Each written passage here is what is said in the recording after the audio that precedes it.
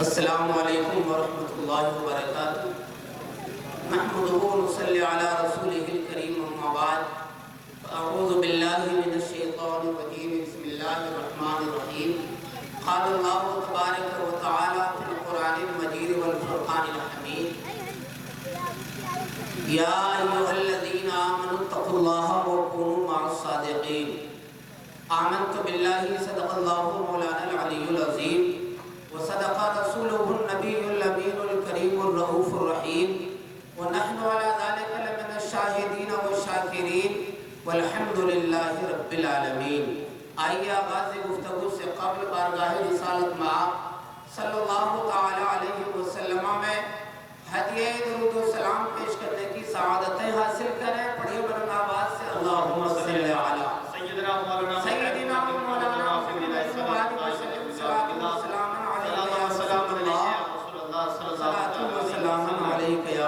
حضرات، بڑے قابل مبارکباد ہیں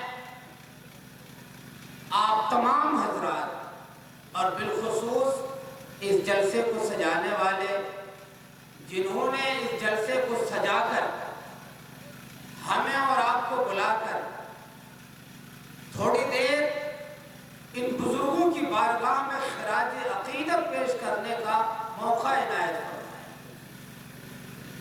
ہم لوگ یہاں پر جتنی دیر بیٹھیں گے، میں کوئی دور کا نہیں ہوں، آپ کے ساتھ آپ ہی کی طرح میزبان ہوں۔ آج کے خصوصی مہمان تو ہمارے باہر سے آئے ہوئے مقرر شیریں مقال حضرت علامہ مولانا قاری نثار احمد صاحب ان قریب وہ اسٹیج پر تشریف لانے والے، مفتی شہریار صاحب وہ بھی تشریف لانے والے ہیں۔ ان کا خطاب نایاب آپ حضرات کو سماعت کرنا ہے، ہمیں بھی سماعت کرنا ہے۔ تھوڑی دیر میرے خیال سے مولانا اکرم صاحب آپ تشریف لے جا رہے ہیں، شاید میں لانے کے لیے، جب تک آپ لے کے آئیں گے تب تک میں تھوڑی دیر آپ حضرات کے سامنے کچھ عرض و معروض کروں گا۔ درود پاک پڑھی اللہم صلی علی سیدنا مولانا محمد مبارک وسلم، صلاۃ و سلام علیک یا رسول اللہ، صلاۃ و سلام علیک یا حبیب اللہ۔ حضرات، غوث اعظم کے نام سے یہ محفل منعقد ہوئی ہے۔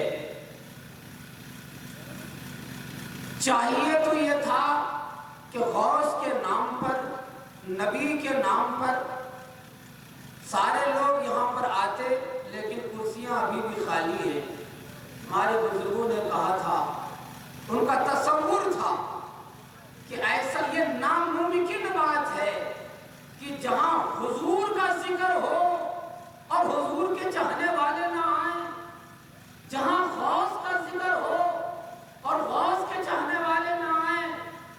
جب غوث کی محبت تھی ہمارے دل میں، جہاں غوث کا تذکرہ ہوتا تھا، ہم جھوک در جھوک وہاں پر پہنچ جایا کرتے تھے، لیکن ہمیں حالات نے یہاں لا کے کھڑا کر دیا ہے کہ مجھے کہنا پڑ رہا ہے کہ ایسی محفلوں میں آدمی خود نہیں آتا ہے، بلایا جاتا ہے۔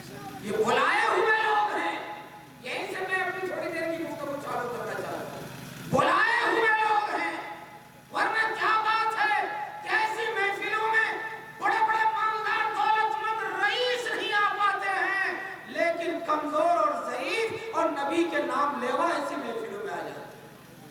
معلوم ہوا کہ بلائے گئے، اللہ نے جسے توفیق، اچھا بلانے میں اور خود آنے میں کتنا بڑا فرق ہے؟ بلانے میں اور خود آنے میں کتنا بڑا فرق ہے، یہ علماء اچھی طرح جانتے ہیں۔ ایک شعر کے ذریعے اشارہ کرنا چاہتا ہوں، طور اور معراج کے واقعوں سے ہے عیاں، طور اور معراج کے واقعوں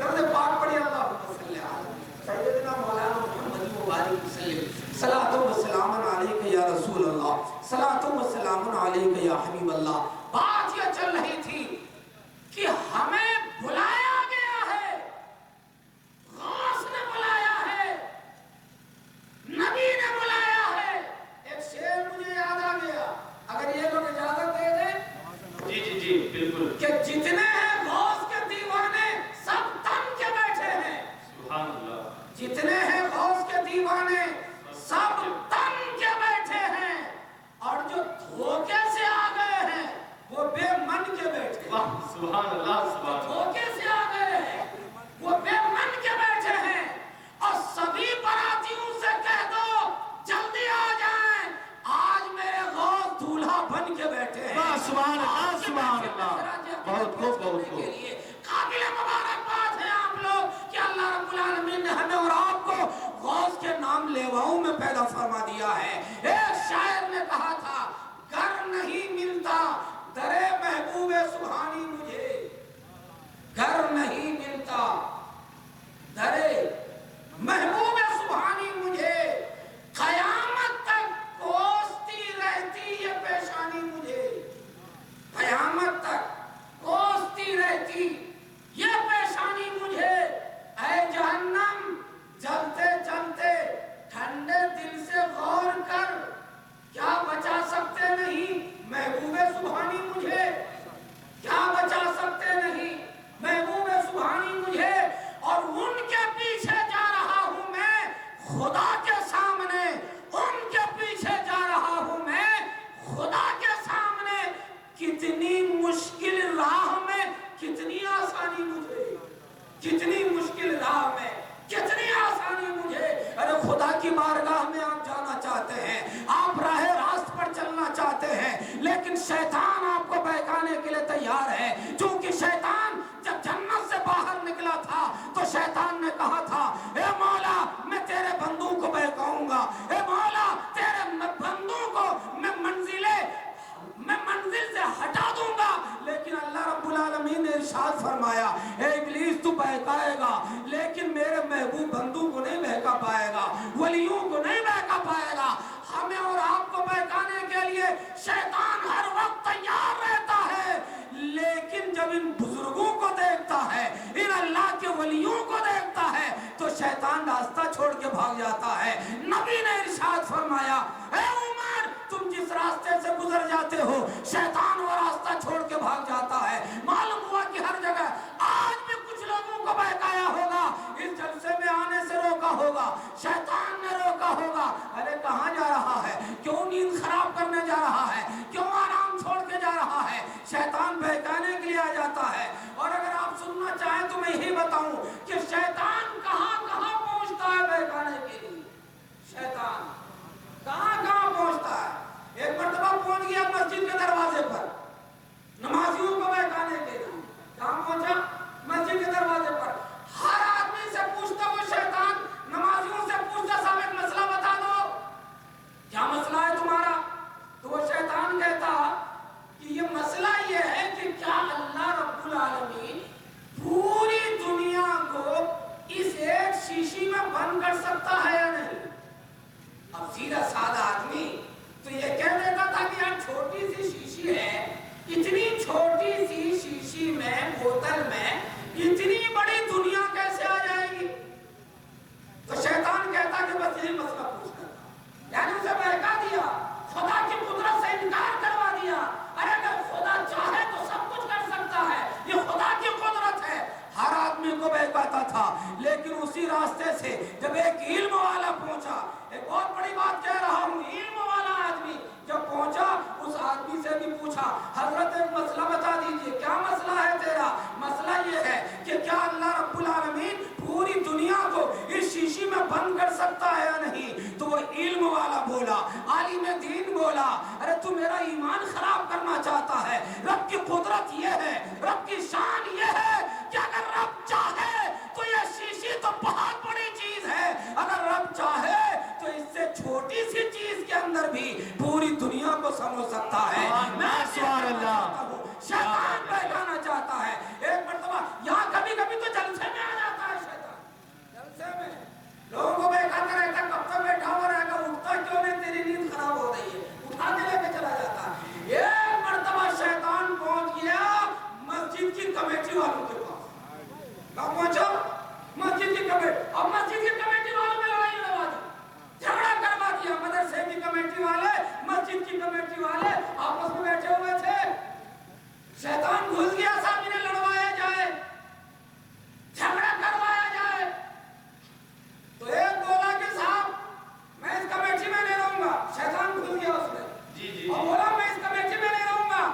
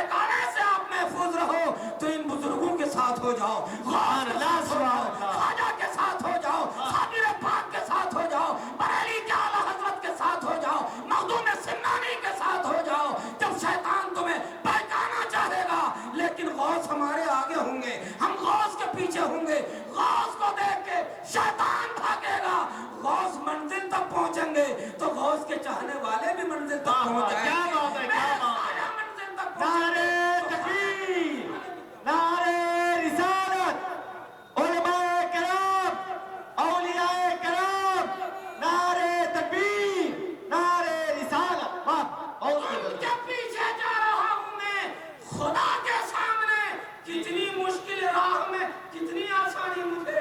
ارے غوث کی محفل میں آنے والوں، غوث کی محفل اور غوث کا جشن منانے والوں، غوث کی سیرت دیکھو، صرف کرامتیں سننے سے کام نہیں چلے گا۔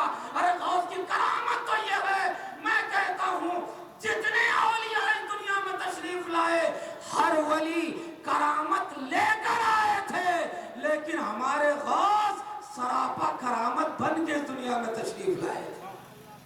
سراپا کرامت، کروٹ بدلتے تھے غوث تو کرامت ظاہر ہو جاتی تھی۔ رمضان کی پہلی تاریخ میں پیدا ہوئے غوث اعظم، اور پیدا ہوتے ہی ماں کا دودھ نہ پینا یہ غوث کی کرامت ہے۔ ماں کے پیٹ میں رہ کر سلام کرنے والے کا سلام سننا یہ غوث کی کرامت ہے۔ غوث اعظم 15 پاروں کے حافظ بن کے پیدا ہوئے یہ غوث کی کرامت ہے۔ میں کون کرامت ہے تو ہم سنتے رہتے ہیں، لیکن آج میں پیغام دینا چاہتا ہوں، ہمارا سماج ایسا ہونا چاہیے، ہمارا معاشرہ ایسا ہونا چاہیے کہ اگر کوئی غوث پیدا تو نہیں ہو پائے گا، لیکن غوث کی سیرت پہ چلنے والے تو پیدا ہو جائیں، غوث کے طریقے پہ چلنے والے تو پیدا ہو جائیں۔ کیسے پیدا ہوں گے؟ جب ماں کا کردار، ابھی بہترین شعر پڑھا تھا ہمارے خوشدل صاحب نے، بیٹیوں کے سروں پہ پردہ ہونا چاہیے۔ درود پاک پڑھی، اللہم صلی اللہ علیہ وسلم۔ یہ سارا انتظام اصل میں خالد نثار صاحب کے لیے۔ صلو علیہ السلام علیہ یا رسول اللہ اچھی صلی بات ہے، اللہ انتظام علیہ وسلم۔ کیا کرنا ہے اس کو دے رہا ہے۔ یہ میڈیا تک بات پہنچے گی، کیس بھی لگائے گا۔ اچھا درود پاک پڑھی، اللہم اللہ محمد صلی اللہ علیہ وسلم۔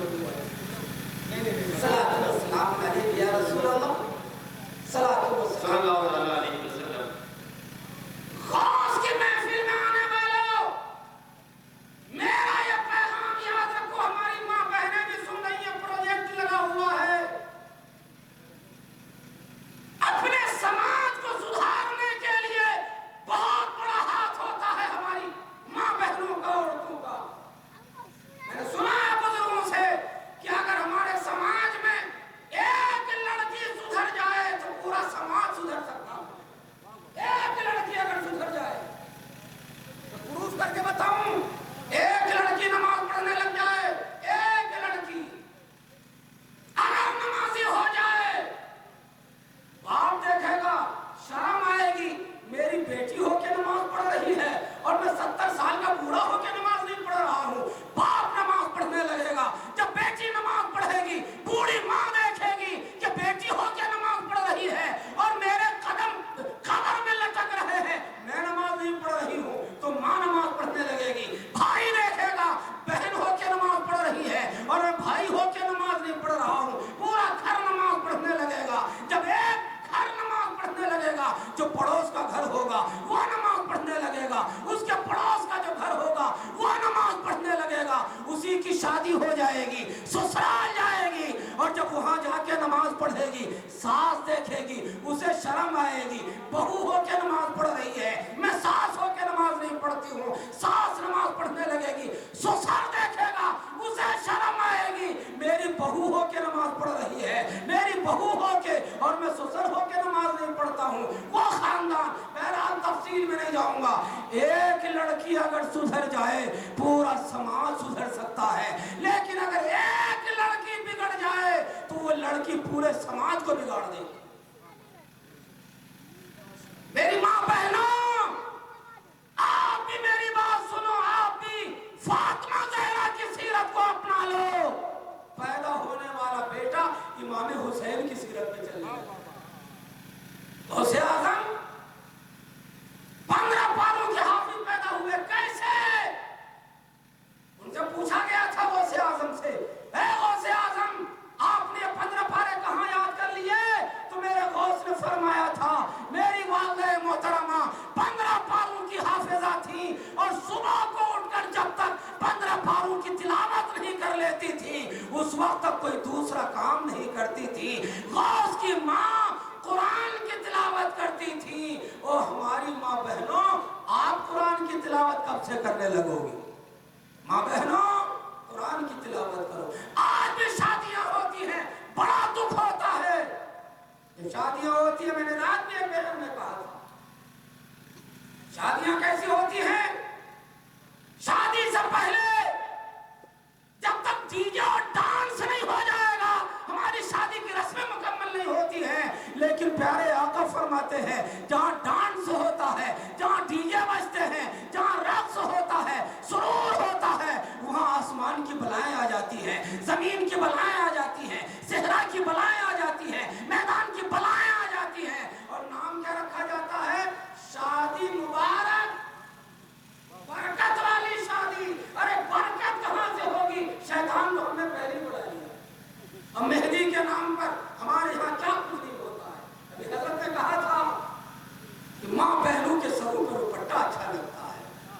अरे गौस की माँ ने पर्दा किया है, हुसैन की माँ ने पर्दा किया है, हमारी माँ बहनें क्या करती हैं?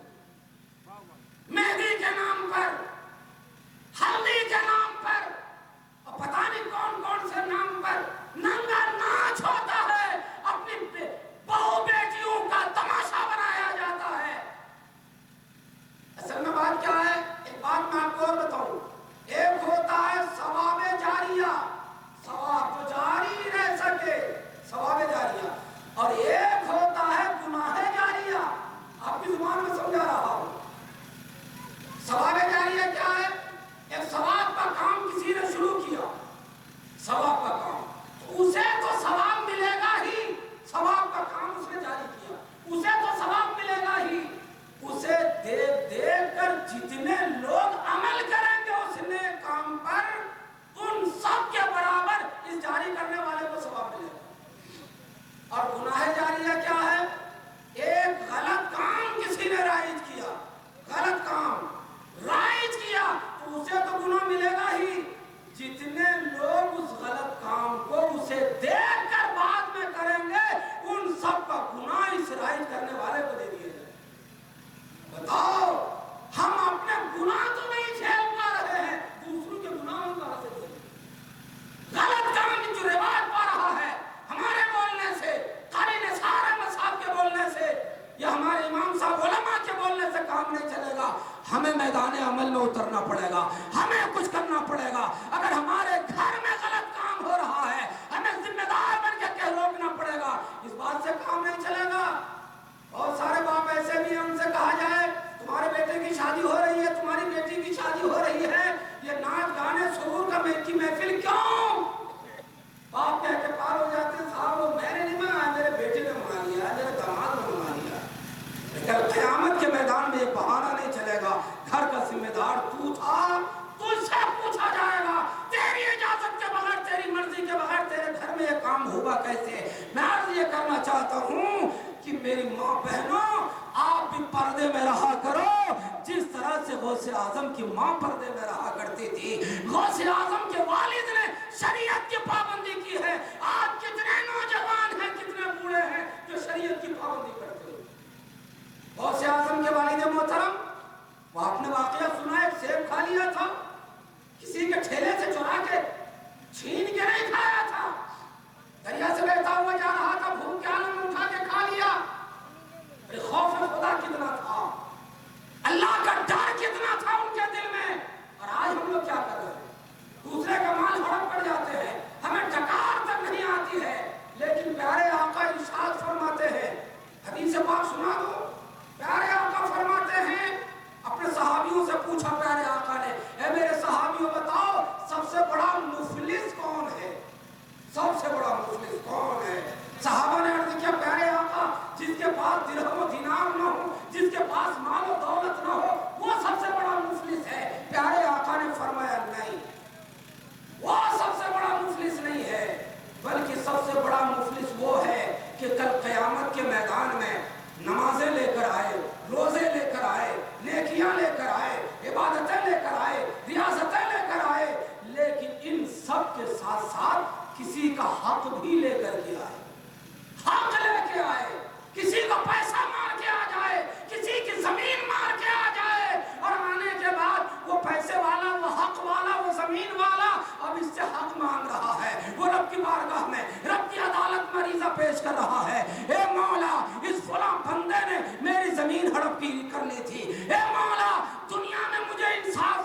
تھا، جب بھی میں آواز بلند کرتا تھا اس کے رعب کے سامنے بول نہیں پاتا تھا، اس کے دبدبے کے سامنے بول نہیں پاتا تھا، لیکن اے مولا آج انصاف کا دن ہے، ایک ایک کو انصاف ملے گا، آج مجھے انصاف چاہیے۔ اب رب فرمائے گا اس حق جو حق لے کے گیا ہے اس سے کہے گا کہ کہاں سے لا کے زمین دے گا؟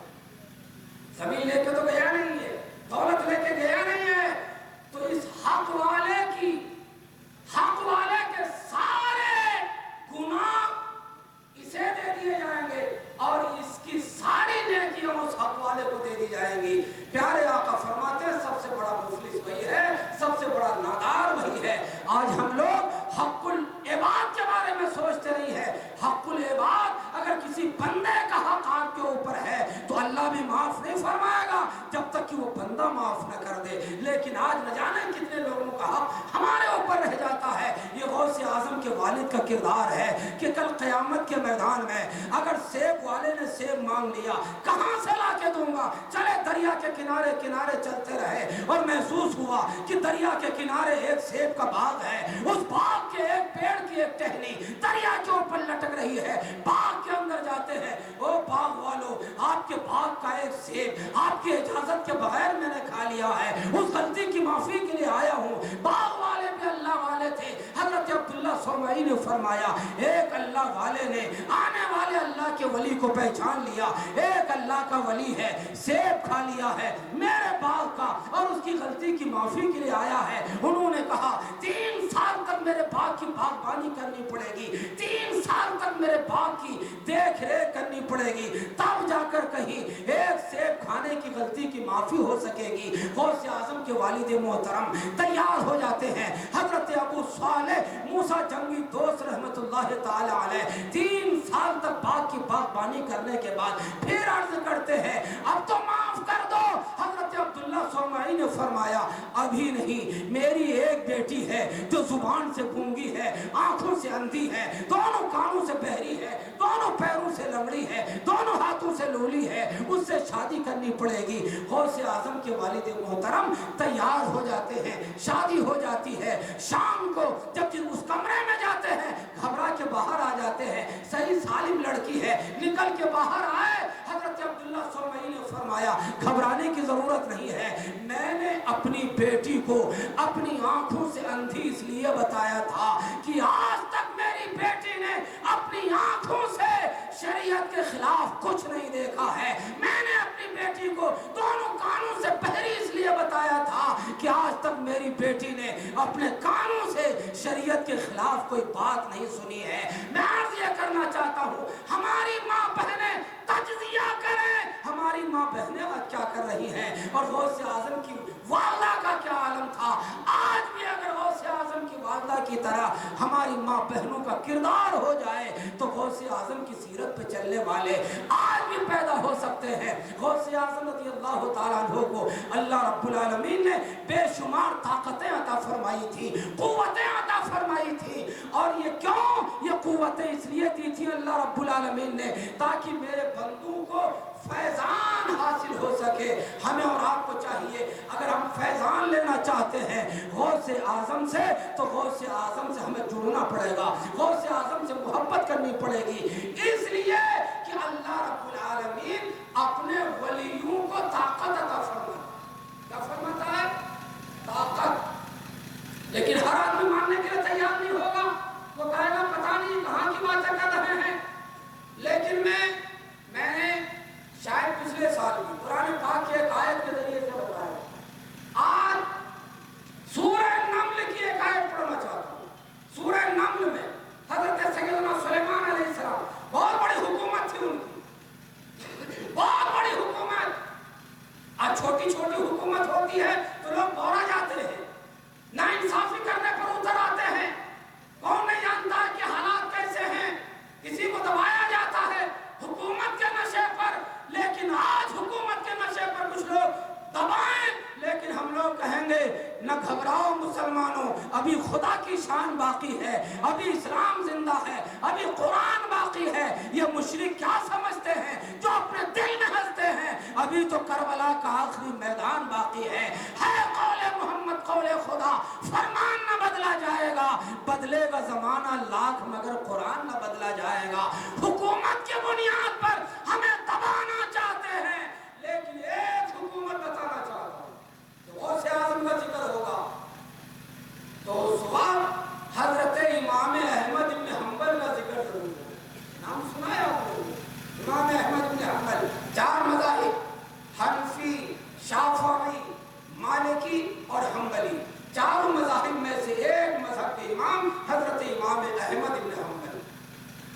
اس زمانے میں حکومت کی پشت پناہی میں ایک فرقہ بغداد میں جنم لیا تھا، اس کا نام تھا فرقہ معتزلہ، اور اس کا عقیدہ کیا تھا؟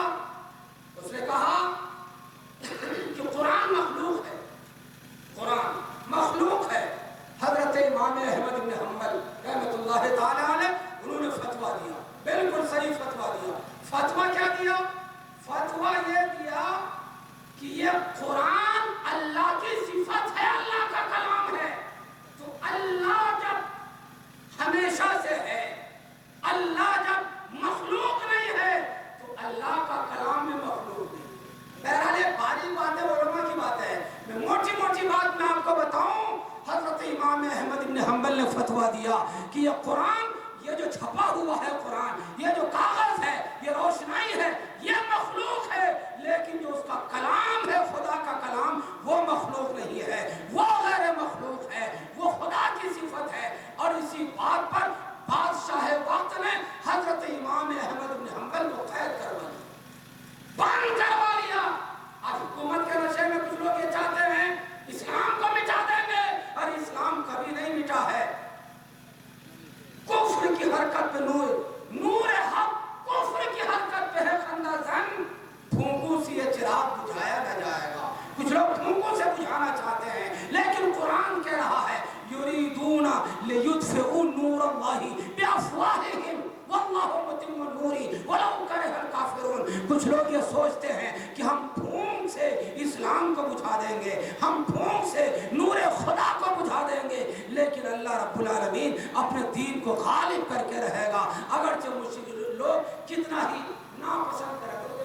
اللہم صلی علی سیدنا مولانا محمد السلام۔ بادشاہ وقت نے بلایا امام احمد بن حنبل کو، بلایا، گھوڑے پر سائے گئے امام احمد بن حنبل کے اوپر، ارے گھوڑے کھائے، اور بادشاہ نے کہا تھا ایک بار اپنے فتوے سے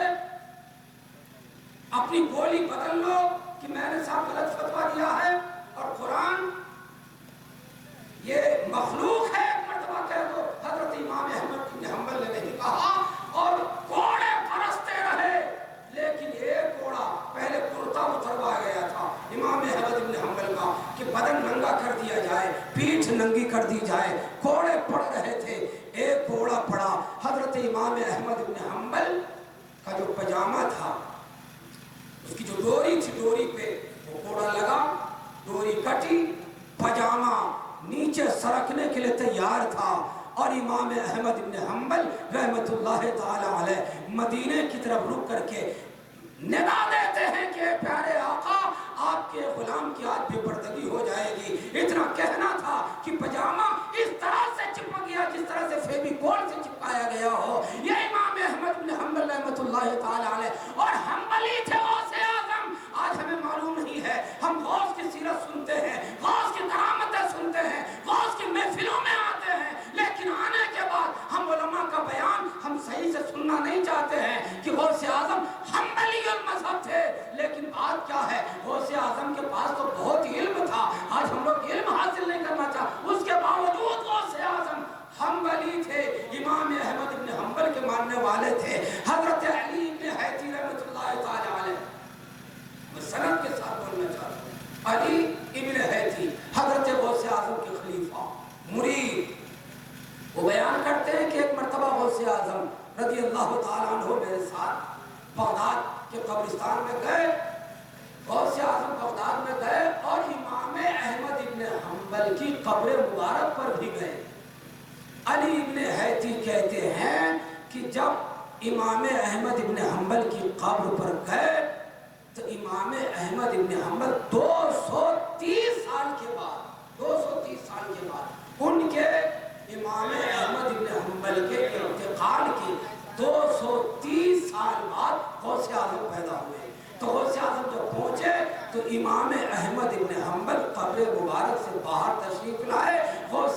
کو سے مسافہ کیا، معانقہ کیا اور اپنی خلقت اتار کے عطا فرما دی۔ یہ غوث اعظم رضی اللہ تعالیٰ، درود پاک پڑھے اللہم صلی علی سیدنا مولانا محمد مبارک وسلم، صلاۃ و سلام علیک یا رسول اللہ، صلاۃ و سلام علیک یا حبیب اللہ۔ میں اپنی گفتگو حضرات واعظ شری مقال اردو بنگال خطیب اعظم ہندوستان حضرت علامہ قاری نثار احمد صاحب قبلہ کلکتوی کی آمد ہو رہی ہے، محبتوں کے ساتھ استقبال کریں۔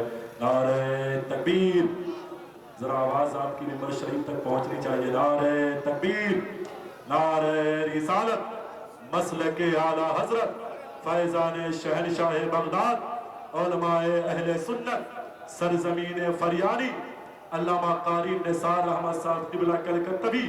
نعرہ تکبیر، نعرہ رسالت۔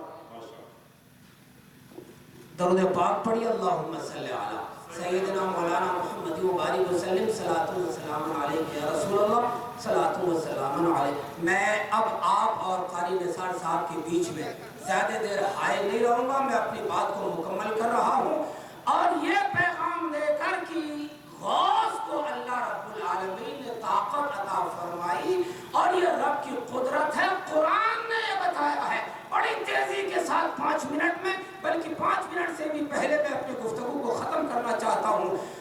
بات چل رہی ہے حضرت سلیمان علیہ السلام کی۔ ارے آج کچھ لوگوں کی حکومت ہے، وہ صرف چند لوگوں کے اوپر حکومت ہے، لیکن سلیمان علیہ السلام کی حکومت چرند و پرند کے اوپر تھی۔ یہ میں نے کہہ رہا ہوں بلکہ قرآن کی ترجمانی کر رہا ہوں، بلکہ قرآن کہہ رہا ہے حضرت سلیمان علیہ السلام نے پرندوں کا جائزہ لیا۔ اپنی محفل میں بیٹھ کر آپ نے دیکھا ہدہد پرندہ نہیں ہے، آپ نے ارشاد فرمایا ما لی لا اری الہدہد، کیا بات ہے میں ہدہد پرندے کو نہیں دیکھ رہا ہوں، یہ گیا کہاں، میری اجازت کے بغیر گیا کہاں؟ یہ آنے کے بعد جب یہ پرندہ آئے گا میں اسے سخت عذاب دوں گا یا اسے ذبح کر دوں گا۔ قرآن کہہ رہا ہے انی لأعذبنہ عذابا شدیدا، میں اسے سخت عذاب دوں گا، او لأذبحنہ، یا پھر میں اسے ذبح کر دوں گا۔ فمکث غیر بعید، تو تھوڑی ہی دیر کے بعد ہدہد پرندہ آ گیا۔ حضرت سلیمان نے پوچھا تو کہاں تھا، کہاں گیا تھا؟ ہدہد پرندہ بولا میں ملک یمن سے آ رہا ہوں، شہر سبا سے آ رہا ہوں، اور میں نے دیکھا ہے وہاں پر ایک عورت ہے، بلقیس اس کا نام ہے، بہت بڑی حکومت ہے، بہت بڑے تخت پہ بیٹھتی ہے بلقیس نام کی۔ وہ عورت 80 گز لمبا ہے، 40 گز چوڑا ہے، 80 گز لمبا ہے، 40 گز چوڑا ہے، ہیرے اور جواہرات سے مرصع ہے، لیکن افسوس کی بات ہے وہ خدا کو نہیں مانتی ہے، اس کے ماننے والے خدا کو نہیں مانتے ہیں۔ اور یہ کہ بات دیگرے حضرت سلیمان نے خط لکھا، خط لے جا کے دے دو، سلیمان میری بارگاہ میں سلیمان علیہ السلام نے خط لکھا بلقیس میری بارگاہ میں آ جائیں۔ بلقیس وہاں سے چلی ہے سلیمان علیہ السلام کی بارگاہ میں آنے کے لیے، اور ادھر سلیمان علیہ السلام نے ارشاد فرمایا یا ایھا الملو ایکم یاتونی، اے کون ہے جو اس کا تخت اس کے مسلمان ہونے سے پہلے میری بارگاہ میں لا کے حاضر کر دے۔ تو قرآن کہتا ہے قال عفریت من الجن، ایک بہت بڑے قوی ہیکل جن نے کہا تھا اے سلیمان علیہ السلام دوپہر ہونے سے پہلے یعنی آپ کی محفل برخاست ہونے سے پہلے اس کا تخت آپ کی بارگاہ میں لا کے حاضر کر دوں گا۔ اتنا کہنا تھا کہ اسی محفل میں ایک اللہ کے ولی کھڑے ہو جاتے ہیں۔ قرآن کہہ رہا ہے، میں زیادہ باریک باتیں نہیں بتا سکتا، قرآن کہہ رہا ہے قال الذی انہ علم من الکتاب، کہ اس نے کہا جس کے پاس کتاب کا علم تھا، یعنی ایک عالم دین کھڑا ہو گیا، نام ہے ان کا حضرت آصف ابن برخیہ۔ وہ بولے اے حضرت سلیمان علیہ السلام بلقیس کا تخت انا آتی کبھی قبل ان یرتد الیک طرفک، پلک جھپکنے سے پہلے اس کا تخت آپ کی بارگاہ میں لا کے حاضر کر دوں گا۔ یہاں پر میں کہنا چاہتا ہوں حضرت آصف ابن برخیہ نے کیا ملک یمن دیکھا تھا، کیا شہر سبا دیکھا تھا، کیا بلقیس کا تخت دیکھا تھا، کیا وہ وہاں گئے تھے؟ جب گئے نہیں تو دیکھ کیسے لیا، جب گئے نہیں تو لانے کی طاقت کہاں سے ہو گئی؟ اور ایسا نہیں ہے بلکہ زمین سے اندر ہوتا ہوا حضرت سلیمان علیہ السلام کے سامنے بلقیس کا تخت آ کے ظاہر ہو جاتا ہے۔ سلیمان علیہ السلام السلام نے کہا ھذا من فضل ربی، یہ میرے خدا کا فضل ہے۔ اب مجھے کہہ لینے دیا جائے حضرت سلیمان علیہ السلام کے زمانے کے ایک ولی کے اندر یہ طاقت ہے کہ سینکڑوں میل کی دوری سے اس کا تخت پلک چھپکنے سے پہلے سلیمان علیہ السلام کی بارگاہ میں لا سکتے ہیں، تو پیارے آقا کی امت کے ایک ولی سیدنا غوث اعظم بغداد میں رہ کر پھریانے والوں کی فریاد کیوں نہیں سن سکتے ہیں؟ یہی وجہ ہے ہم لوگ یہاں بیٹھے ہیں۔ غوث کا فیضان حاصل کرنے کے لیے اللہ رب العالمین سے دعا ہے ہمارا اور آپ کا سب کا یہاں پہ جمع ہونا اللہ قبول فرمائے، کل قیامت کے میدان میں پیارے آقا کی شفاعت نصیب فرمائے اور سیدنا غوث اعظم کا سایہ نصیب عطا فرمائے۔ یہ قصہ لطیف ابھی ناتمام ہے، جو کچھ بیان ہوا وہ آغاز بات تھا۔ وآخر دعوانا ان الحمدللہ رب العالمین۔ السلام علیکم ورحمۃ اللہ وبرکاتہ۔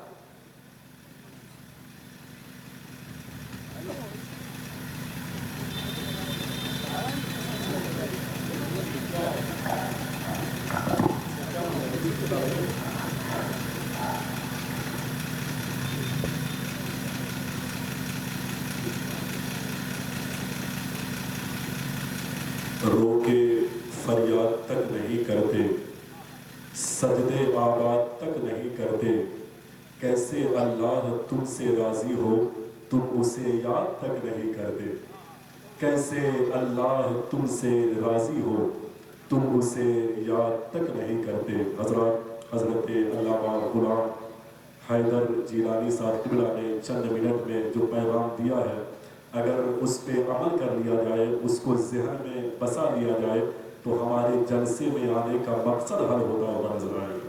کون کہتا ہے، لوگ کہتے ہیں کہ جلسے سے پیغام نہیں ملتا ہے۔ اگر یہاں پہ دل جمعی کے ساتھ بیٹھا جائے، محبت کے ساتھ بیٹھا جائے، خلوص کے ساتھ بیٹھا جائے، اپنا رشتہ علماء سے مضبوط کر کے بیٹھا جائے، تو انشاءاللہ تبارک و تعالیٰ اس کی نسلوں میں روحانی انقلاب برپا ہوتا ہوا نظر آئے گا۔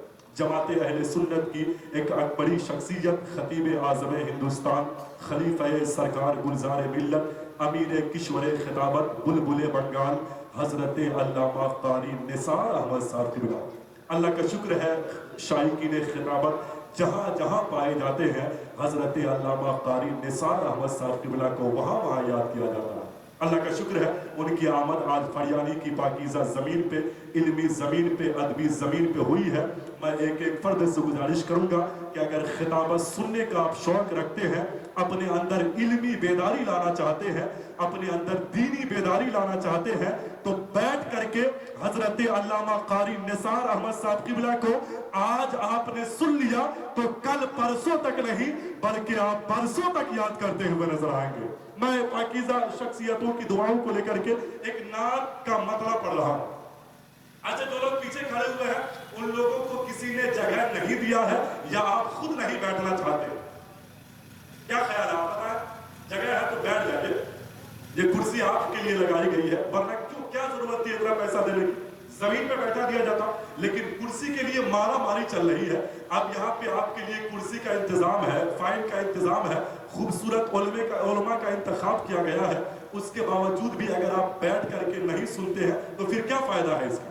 میں چاہوں گا کہ آپ بیٹھ جائیں محبت کے ساتھ، اطمینان و سکون کے ساتھ، اپنے آپ کو تشفی بخش لیں، اس کے بعد علماء کے واعظ و نصیحت کو سنیں، انشاءاللہ تبارک و تعالیٰ آپ کے علم میں اضافہ ہوتا ہوا نظر آئے گا۔ ذرا اپنی خاموشی کو توڑیں، علماء کو گواہ بنا کر کے، جیسے پورے ملک میں حضور کے عاشق حضور کی تعریف سنتے ہیں، ویسے ہی سن کر کے اپنے محبتوں کا اظہار کریں، دل سے حضور کو پکاریں اور کہیں لبیک یا رسول اللہ۔ ایسے پہلے ہاتھوں کو اٹھائیں، میں دیکھ لوں کہ کتنے لوگوں کے پاس ہاتھ ہے وہ حضور کی محبت میں اٹھانا جانتے ہیں۔ اور حضرت حافظ وقاری ساجد صاحب قبلہ ادھر بھی انشاءاللہ اٹھائیں گے، اور اسی طریقے سے ہاتھ اٹھائیں، اسی کا نام ہے ہاتھ، اور ہاتھ اٹھانے میں شرمانا کیوں ہے؟ حضور کی محبت میں اب لہرا کے کہیں لبیک یا رسول اللہ، ایسے لہرا کے لبیک یا رسول اللہ، لبیک یا رسول اللہ۔ ایک شیئر شفق میں جب نبی کے چاند کا غازہ نہیں ہوگا، اگر اس زاویے کا شعر آپ نے سنا ہوگا تو خاموش رہنا آپ پہ واجب ہے، لیکن آپ نے نہیں سنا تو اپنے بیٹے کو دعاؤں سے نواز دیجیے گا۔ شفق پہ جب نبی کے حسن کا غازہ نہیں ہوگا، کبھی بھی چاند کا چہرہ تر و تازہ نہیں ہوگا۔ شفق پہ جب نبی کے حسن کا غازہ نہیں ہوگا، کبھی بھی چاند کا چہرہ تر و تازہ نہیں ہوگا۔ میں کتنا چاہتا ہوں دل سے اپنے غوث اعظم کو، کسی کو اس محبت کا تو اندازہ نہیں ہوگا۔ میں کتنا چاہتا ہوں دل سے اپنے غوث اعظم کو، کسی کو اس محبت کا تو اندازہ نہیں ہوگا۔ میں بلا کسی تمہید کے پھر بلبل باغ مدینہ حضرت بسم نیپالی صاحب سے گزار ہوں کہ آپ تشریف لائیں، ایک کلام کے ذریعے سامعین کا رشتہ مدینہ المنورہ سے مضبوط کریں، پھر آپ ہوں گے بلبل بنگال ہوں گے۔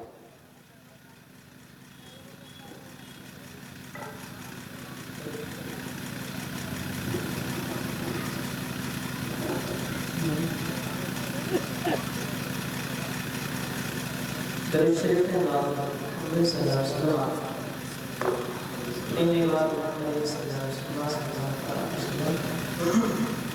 شیخ محمد صاحب جو مان